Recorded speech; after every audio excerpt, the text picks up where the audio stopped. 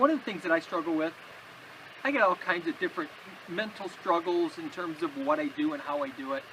One of the struggles that has been from day one, but we've pushed through it, and we've pushed through it, is to sit down and talk about this stuff.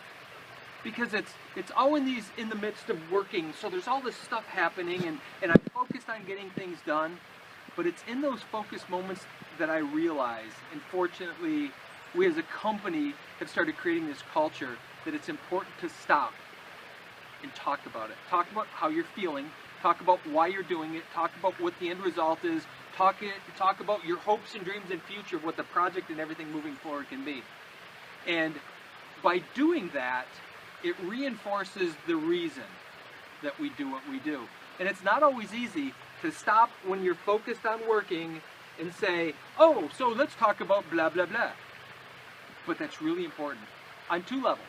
It's important for me to do so I can have my ideas straight in my head because I'm working through my own things, but also for anyone who might see a video that we post online regarding this process, regarding our feelings about it, regarding the philosophy that we live by.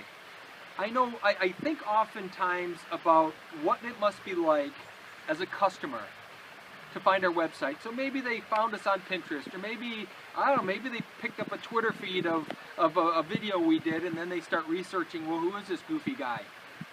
Or now as of late, it's, oh, I saw this pool master thing, and this guy does this stuff, and so they start researching pools, and they're looking for some of those unique things, and they stumble across us.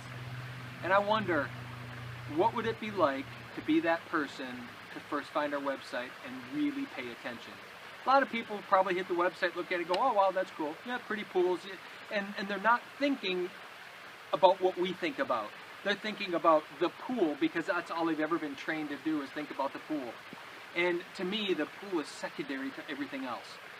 But the person that spends the time that almost goes down the rabbit hole of our website and says, I really want to know what that's all about. Number one, that's our customer. We don't want them to just start and scratch the surface. We want them to know us before we ever meet them. And we want them to know how we feel about it. We want them to have an emotional connection to it. And that's got to be difficult being the customer. I realize that because it's so foreign and so unique, just like our process.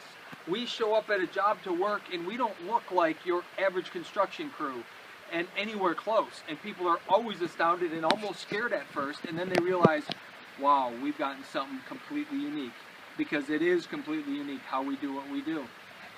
But if you're not our customer and you've found yourself on the website and you're looking through some of our stuff, realize that to be able to perform what we do, we have to cut off the limits of what we do.